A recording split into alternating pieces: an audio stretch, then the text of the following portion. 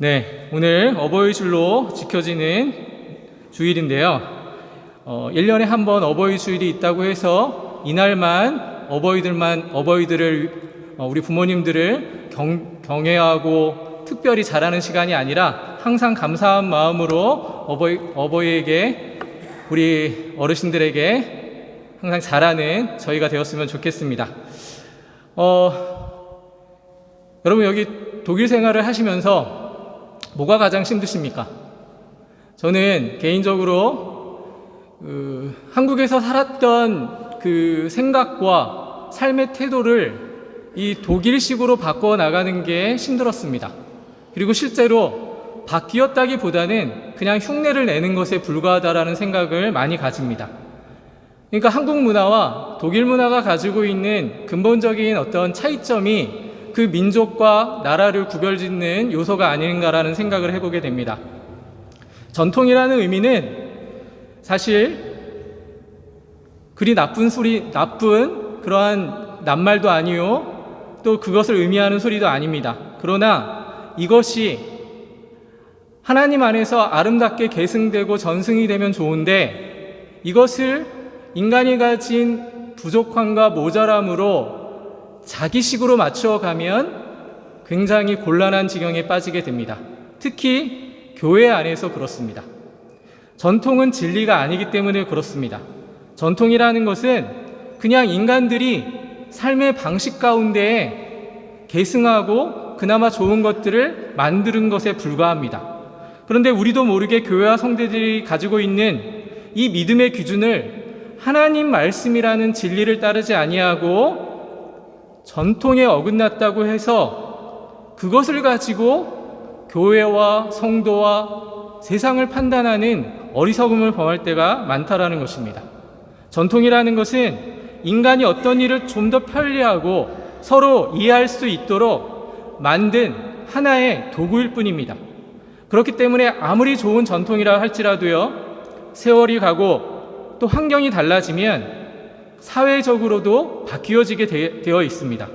그런데 문제는 오늘 본문의 말씀을 보니까 그 사람이 만든 전통이라는 것이 하나님의 진리를 대신하는 형편에 이르게 되었다라는 것을 여러분이 유념해서 살펴보셔야 합니다. 본문에 예루살렘의 바리새인들과 서기관들이 지금 예수님을 찾아오는 장면이 나옵니다. 그 이유는 단 한 가지입니다. 예수님에 대한 소문을 듣고 그 사람이 선지자더라, 훌륭한 사람이다, 그것을 위해서 방문한 게 아니라 도대체 그 사람이 어떤 사람인데 이렇게 자기들이 가지고 있었던 권위와 자기들이 가지고 있는 전통에 도전을 하고 있는가, 그걸 살펴보기 위해서 그 진상반을 꾸려서 온 것입니다. 이것이 바로 예수님께서 제자들과 함께 했던 일에 대한 것을 이제 그 진상을 파악하기 위해서 왔는데, 여러분, 성도의 시험은요, 성도에게 다가오는 고난은요, 굉장히 거룩한 곳으로 오지 않는다라는 사실을 이 본문을 통해서도 살펴볼 수 있습니다. 여기서 예수님을 향해 찾아온 바리새인들과 이 서기관들은요, 뭐 때문에 왔냐면 예수님과 제자들이 식사를 할 때 손을 씻지 않았다라는 이유로 찾아온 것입니다. 얼마나 유치합니까? 굉장히 거룩한 것을 가지고 예수님을 어떻게 보면 찾아온 것이 아닙니다. 그 문제점이라는 게 정말 어린아이들도 들으면 웃을 수밖에 없는 유치한 걸 가지고 예수님을 찾아오는 것입니다. 성도의 시험은요, 엄청나게 큰 고난과 어려움 속에서 오는 것이 아니라 정말 작은 것으로 온다라는 사실을 발견하게 됩니다. 이게 사실은 보편적인 이성을 가진 인간들이 할 수 있는 행위인가라는 생각들을 해보게 됩니다. 이들은 이렇게 이야기하는 것입니다. 도대체 당신의 제자들은 왜 장로들의 유전, 이제까지 자기네들이 만들었던 그러한 전통을 지키지 않고 손도 씻지 않고 그렇게 식사를 합니까? 그렇게 지금 예수님과 제자들을 공격하고 있는 것입니다. 여기서 말하는 장로의 유전이라는 것은 굉장히 대단한 것이 아닙니다, 여러분. 당시 유대교의 전반적인 신앙생활에 대해서 해석하고 만들어 놓은 것은 율법 학자들이 만들어 놓은 것이고, 여러분 들어보셔서 알 것인데, 그 탈무드라는 것이 일종의 율법 학자들이 만들어낸 율법서입니다. 이것을 문서화시킨 것에 불과하거든요. 근데 그것을 가지고 하나하나 다 만들어 놨습니다. 물론 만들어 놓은 게 잘못된 건 아닙니다. 문제는 그 만들어낸 것을 거절하거나 잘못 지키면 그게 마치 하나님의 말씀을 지키지 않는 것이라고 지금 소위 말하는 엘리트 계층에서 이걸 가지고 문제를 제기하고 있는 것입니다. 손을 씻는다라는 의미는 당연히 단순한 의미로 설명되어지는 것은 아닙니다. 레위기서를 보면 이것은 일종의 정결의식입니다. 손을 씻고 먹는 것, 위생상 더러우니까 그렇게 먹을 수 있는 것이지만 이 모든 것들을 이미 구약성경에서 제정해 놨기 때문에 이들이 이렇게 얘기하는 것도 사실 근거가 있는 이야기입니다. 그러나 문제는 여러분, 그것이 진리이냐 아니냐로 접근을 해야 합니다. 진리라는 것은 오직 하나님의 말씀밖에는 없습니다. 그러나 그것이 상황 가운데 물이 없을 수도 있고, 그리고 실제로 손을 씻지 않고 어떠한 위기 상황에 닥쳤을 때에는 우리가 언제 손 씻고 음식을 먹을 수 있겠습니까? 사실 제자들과 예수님도 그러한 지경에 있었다고 얘기할 수 있습니다. 예수님이 복음을 전하러 다니실 때 여러분들처럼 좋은 숙소와 좋은 장소에서 복음을 전하지 않으셨습니다. 정말 어렵고 어려운 상황 속에서 한 영혼을 구원하기 위해서 머나먼 길을 걸어 다니시면서 복음을 전하셨습니다. 그러다가 배고프면 일단은 먹어야 됩니다. 그런데 그때마다 손을 씻고 그럴 수 있었겠습니까? 그런데 율법 학자들의 눈에 보기에는 이것이 하나님 보시기에 경건하지 않았다라는 것을 계속해서 지적하고 있는 것입니다. 여러분, 5절과 6절 말씀을 보십시오. 제가 읽어드리도록 하겠습니다. 너희는 이르되 누구든지 아버지에게나 어머니에게 말하기를 내가 드려 유익하게 할 것이 하나님께 드림이 되었다고 하기만 하면 그 부모를 공경할 것이 없다 하여 너희의 전통으로 하나님의 말씀을 폐하는도다. 이 구절 굉장히 흥미로운 구절인데 잘 들으셔야 합니다. 이제부터 뒤에서 어린아이가 떠드는 소리에 시험 들지 마십시오. 우리도 어린아이와 같이 힘들었던 시절이 있었습니다. 예수님께서 지금 그들에게 말하고 계십니다. 너희의 전통으로 하나님의 계명을 지금 범하고 있다. 근데 어떻게 범하냐면, 여러분, 하나님께서 내 부모를 공경하라고 하신 이 십계명에서 말한 내용은 여러분 다 아실 겁니다. 십계명을 모르는 사람들은 없습니다. 그런데 여기서 뭐라고 얘기하셨냐면, 아버지나 어머니를 비방하는 자는 반드시 죽임을 당하리라고 말씀하셨습니다. 그리고 아버지나 어머니에게 유익하게 할 것을 하나님께 드림이 되었다고 말하면서 부모님을 공경할 것이 없다라고 하는 것은 나쁘다라는 것입니다. 이제부터 잘 들으십시오. 이 이야기가 무슨 얘기냐면, 하나님을 경배하는 것이 유대인들에게는 가장 커다란 은혜였습니다. 이걸 모르는 사람들이 없습니다. 성도에게 가장 중요한 것은 하나님을 공경하는 것입니다. 이 사실은 변하지 않습니다. 그런데 문제는 하나님을 공경하는 데 있어 하나님을 이용하는 것입니다. 지금 예수님께서 지금 바리새인들과 서기관들에게 뭐라고 얘기하시냐면, 당시 유대인들은 하나님을 경배합니다. 하나님께 모든 걸 바치겠습니다라고 했습니다. 그러면서 그것을 바치면서 자신들이 부모님을 공경해야 될 것들을 하지 않는 것입니다. 하나님께 거룩한 일을, 더 큰 거룩한 일을 하니까 내가 부모님께 하는 일은 하나님이 알아서 해주실 테니까 우리는 그냥 그 믿음을 가지고 살면 된다. 이렇게 이야기하는 것입니다. 하나님을 경배한다고 하면서, 하나님을 섬긴다고 하면서 정작 자신들이 해야 될 인간의 도리는 하지 않는 것입니다. 부모님을 찾아가서 인사드리거나 부모님께 전화드리거나 부모님을 위해서 봉사하지 않는 것입니다. 이것이 유대인의 모습이었던 것입니다. 이것을 예수님께서 지적하고 계십니다. 우리는 거룩한 이유로 하나님을 예배합니다. 하나님을 위해 삽니다. 그렇게 얘기하면서 정작 삶 가운데에서는 대충 살아가는 것입니다. 대충 흉내만 내려고 하고 정작 해야 될 일을 하지 않는 것입니다. 이걸 다른 말로 좀 여러분들께 말씀드릴까요? 특히 오늘 청년들에게 이런 이야기를 드리고 싶습니다. 내가 해야 될 일이 너무나 많습니다. 나에게 닥친 공부와 나에게 닥친 여러 가지 일들이 너무나 많습니다. 그런데 여러분, 하나님을 경외하고 경배한다라는 것은 적당히 타협하는 것이 아닙니다. 하나님을 경배한다고 하면서 삶 가운데에서는 대충 그리스도인인 척하는 것은 올바른 게 아닙니다. 그리고 하나님께 드려야 되는 것을 온전히 드리지 못하는 것은 하나님을 온전히 섬기는 것이 아닙니다. 제가 자주 만나는 청년들 중에 이런 분들이 있었습니다. 목사님, 헌금은 왜 해야 됩니까? 이미 하나님께서는 다 가지신 분인데 왜 교회에 헌금을 해야 하고 교회에 헌금을 내는 것들을 통해서 시험받아야 합니까? 우리 지금 교회에도 헌금함이 저 뒤에 있습니다, 여러분. 그래서 언젠가부터 제가 독일에 와서 보니까 헌금을 돌리지 않습니다.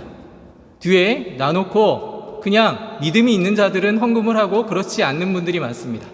이제부터 잘 들으십시오. 오해하지 않고 들으시기 바랍니다. 헌금이 있는 이유가 뭔지 여러분 아십니까? 왜 헌금을 합니까, 여러분? 교회가 돈이 없어서요? 첫 번째는 헌금을 하는 이유가 바로 하나님을 경배하는 방법과 관련되어 있기 때문에 그렇습니다. 여러분, 세상에서 가장 힘든 일이 뭔지 아십니까? 하나님의 이름으로 하나님께 헌금하는 것, 자기 돈을 하나님께 드리는 게 제일 어렵습니다. 왠지 아십니까? 믿음이 없기 때문에 그렇습니다. 하나님께 드리면 뭔가 구체적으로 뭐가 나타나야 되는데 그런 게 없습니다. 누구 불어한 이웃에게 돈을 바치면 마음이라도 편한데 하나님께 드리면 뭔가 마음에 그런 어떤 성취감이 없습니다. 예수님께서 구원 다음에 가장 많이 언급한 내용이 돈에 대한 이야기입니다. 우리가 버른 것을, 우리의 것을 하나님께 드리는 건 쉽지 않습니다. 그런데 잘 생각해 보십시오. 여러분이 누리는 이 모든 것이 여러분의 능력과 여러분의 실력으로 된 것이 아닙니다. 하나님이 여러분들에게 생명을 주시지 않으면, 여러분들을 통해서 하나님의 일을 이루시지 않으면 아무런 가치 없는 일이 될 수 있습니다. 그래서 하나님이 주신 것에 불과합니다. 그래서 주신 것에 감사한 마음으로 인간이 하기 가장 어려운 그러한 돈을 하나님께, 교회에 그렇게 바치는 것입니다. 이건 훈련과 관련되어 있습니다.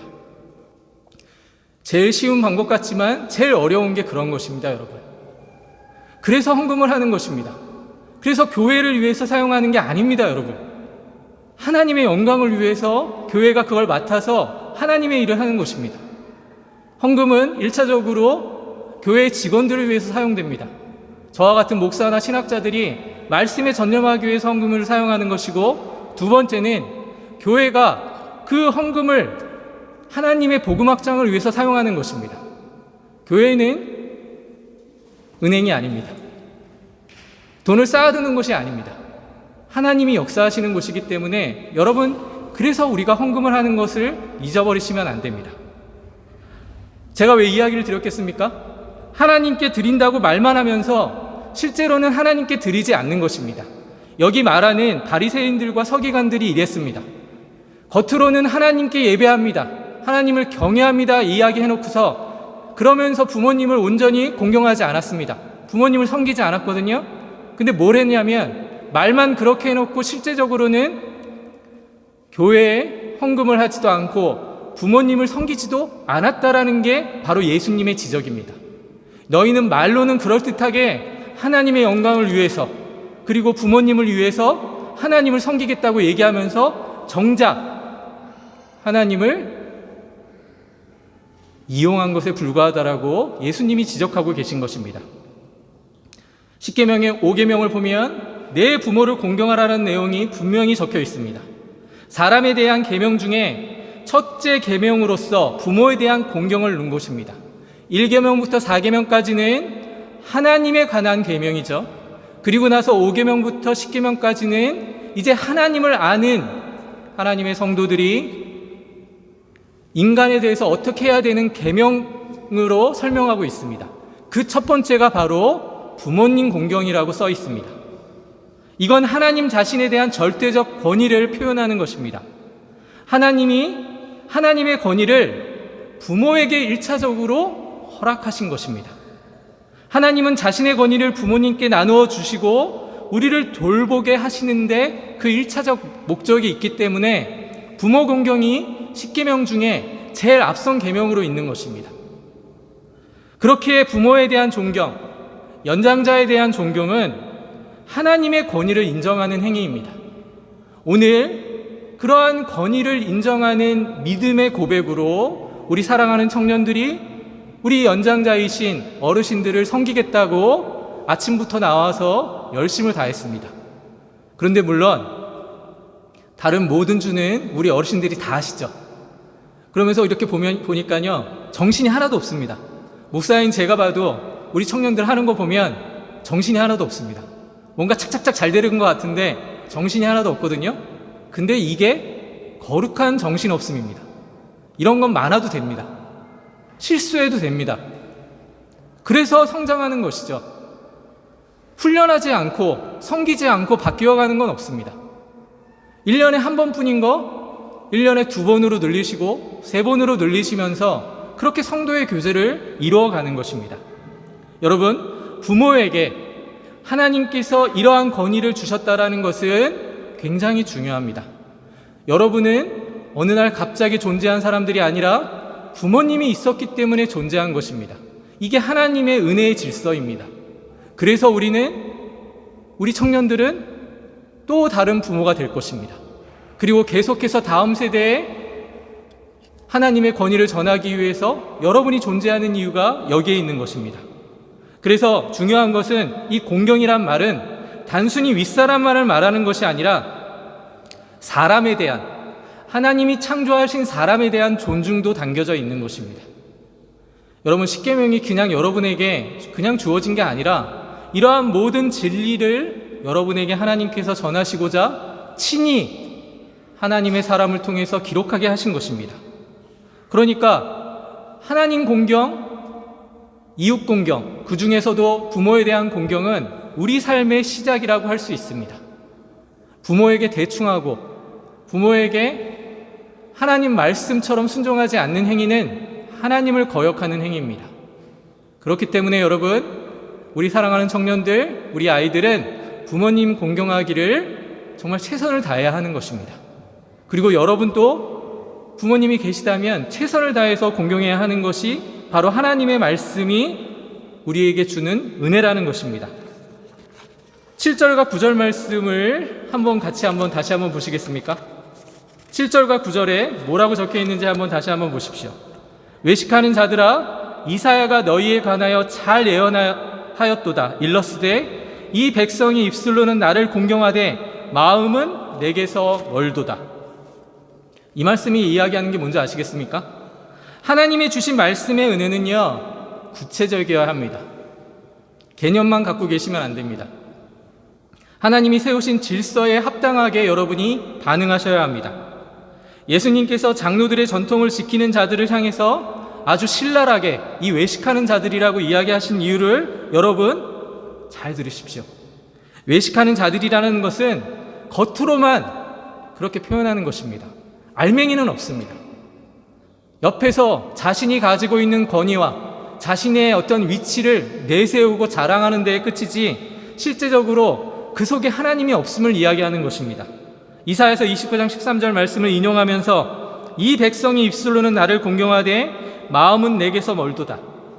우리의 신앙의 모습이 이러면 안 됩니다, 여러분. 교회에 나왔는데 여러분 마음속에 하나님에 대한 사랑은 없고 그냥 이 종교의식에 참여하면 그래도 조금 세상 살아가는데 도움이 되지 않을까? 그건 정말 어리석은 행위인 것입니다.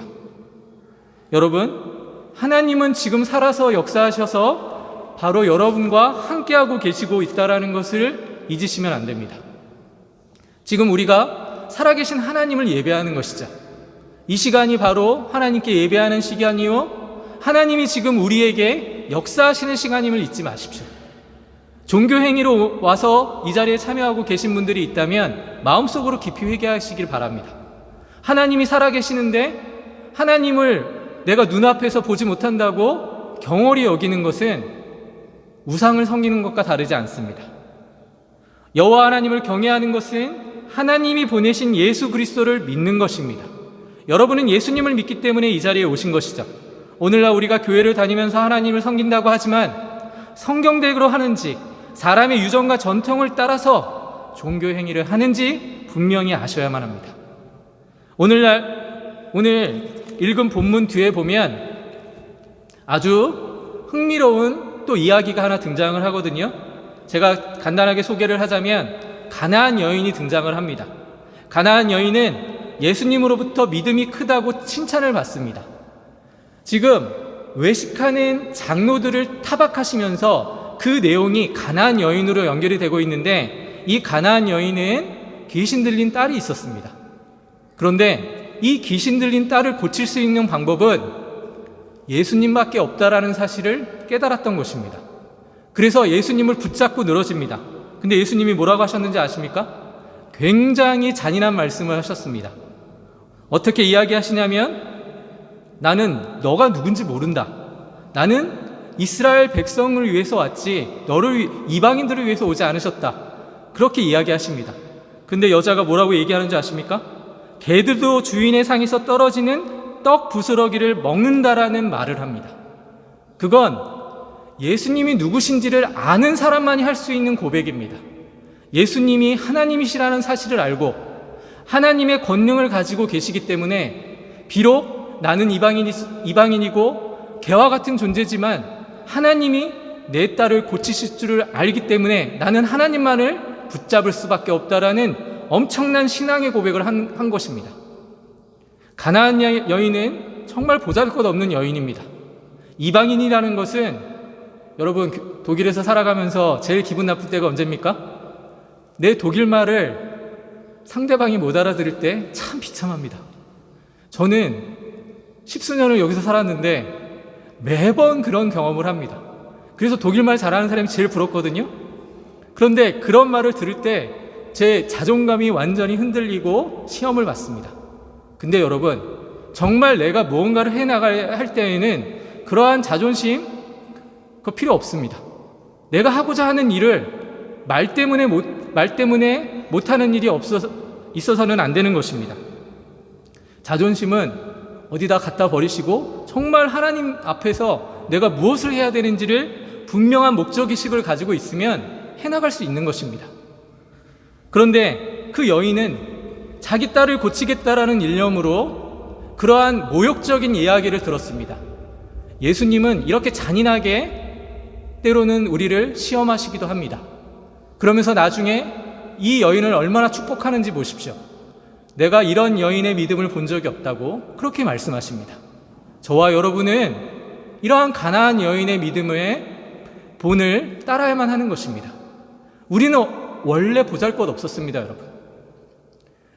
겉으로는 화려해 보이고 우리의 마음 가운데 정말 다른 사람들보다 낫다라고 생각을 하고 계실지 모르지만 하나님 보시기에 모든 인간은 죄인일 뿐입니다.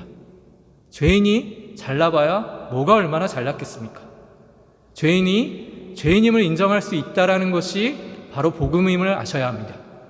그래서 예수님께서 말씀하시기를 그 여인의 믿음을 칭찬하시면서 내 하늘 아버지께서 심으시지 않은 것은 뽑힐 거라고 얘기하십니다. 하나님의 진리가 여러분의 마음판에 새겨져 있다는 것을 분명히 아십시오. 그걸 인정하지 못하면 여러분은 성도로서 성장하기 어렵습니다. 하나님은 여러분을 하나님의 위대한 성도로 불러주셨습니다. 그래서 우리가 위대한 것입니다. 내가 가진 실력 때문에 위대한 게 아니라 하나님이 우리를 의인이라 칭하셨기 때문에 우리는 그럴 수 있는 존재가 된 것입니다. 우리가 믿는 기독교는요, 그 무엇보다도 진지함과 성실함이라는 그러한 토대 위에 있는 정말 이 땅에 하나밖에 없는 종교임을 기억하십시오. 하나님이 진실하시고 하나님께서 창조주 되시며 하나님이 하나님 되심을 여러분이 기억하신다면 우리는 세상의 것을 추구하는 것이 아니라 하나님 안에서 정말 지혜로운 성도로서의 삶을 추구해 나갈 수 있게 되는 것입니다.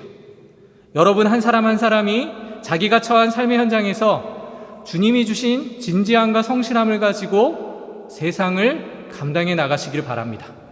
그러한 가운데 우리를 하나님의 교회의 가족으로 묶으셨고요. 우리가 우리의 부모님과 같은 우리 성도들을 섬길 수 있도록 청년이 연장자를 섬기고 우리 어르신들이 청년들을 섬길 수 있도록 은혜를 베풀어 주신 것입니다.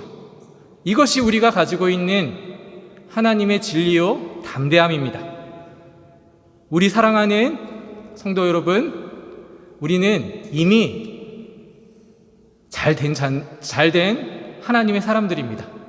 그걸 믿으시기 바랍니다.